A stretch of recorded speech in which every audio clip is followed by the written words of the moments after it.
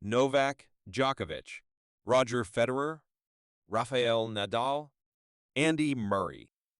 Anyone who loves tennis knows the Big Four. All four of them play great tennis. Why are their swings so different? Grip? Physique? Flexibility? Mentality? Certainly, those things make a difference. But some differences cannot be explained by them. There is a theory that offers the most consistent answer to this question, namely the four-stance theory. The four-stance theory is a theory proposed by the Japanese Mr. Shuichi Hiroto. Simply put, all humans can be classified into four types in terms of physical movement characteristics. Shuichi Hiroto has observed tens of thousands of athletes in all sports over the years. Through his observations, Shuichi Hiroto realized that there are four types. The four types are called 8-1, 8-2, B1, and B2 respectively. In this channel, we will analyze tennis moves based on the classification of those four types. According to the four-stance theory, they belong to different types. Djokovic is 8-1, Nadal is 8-2, Murray is B1, and Federer is B2. What about other players? 8-1 players, for example, include Dominic Thiem, Daniil Medvedev, Grigor Dimitrov, Yannick Sinner, and Kei Nishikori. 8-2 players, for example, include Jack Sock, Nick Kyrgios, and Carlos Alcaraz.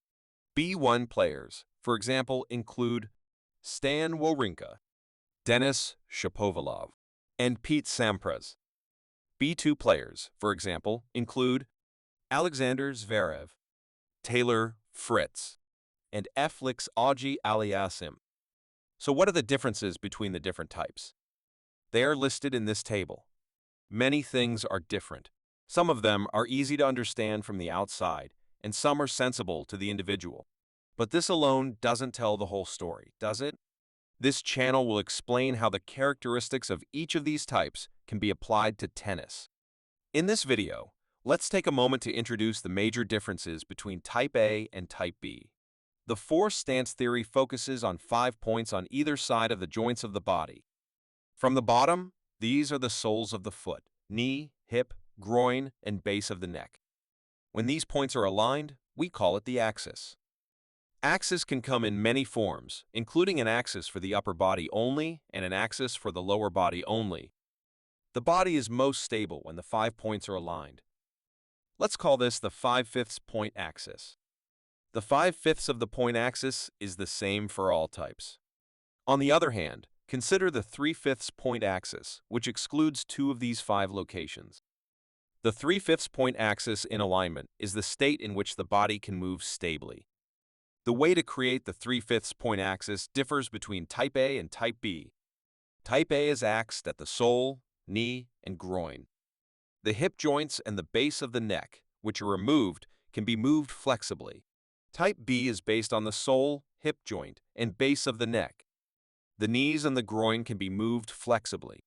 Now let's check the actual movement of the tennis players. First is Djokovic in Type A on. Let's look at him from the side. Very beautiful movement. Here is a look using motion capture.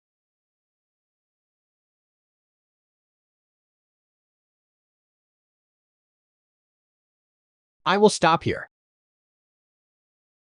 You can see the 3/5 point axis, which is unique to Type A, that I described earlier.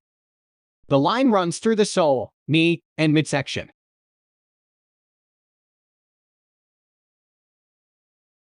Next, I'll stop at the finish. In the same way, you can pull the axis peculiar to Type A. The sole, the knee, and the midsection. Now let's look at it from behind. Apply motion capture in the same way. Stop here. You can see the type axis. If we try to pull the axis of Type B, it will be inflected and we will not be able to pull it. The same is true here. Next, let's look at Federer's move in B12. Let's look at him from the side. It is also a very beautiful move. Apply motion capture.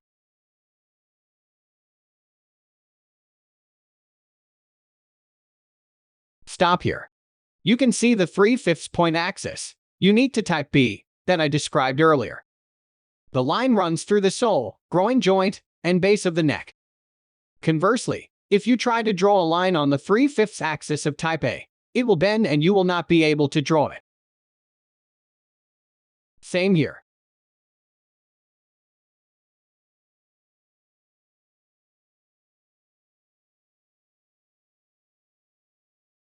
Same here. And here.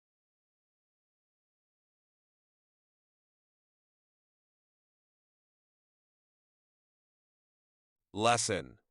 Be aware of whether you have a different type of posture. In particular, it sometimes happens that a type B person accidentally pulls his or her hips back like type A, or overturns his or her upper body. So what type are you? Several tests exist to identify your type.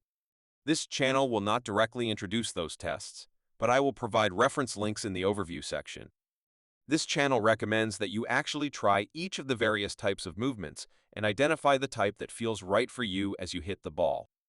This is because discrimination tests are often wrong. It will be more natural for you to identify by actually trying the movements yourself. First, try both ways of making 3/5 axes. You should be able to feel the difference between A and B. There are many more differences between each of the 4 types. I will be introducing their application to tennis on my channel, so please give us a high rating and subscribe to our channel if you think it is of interest.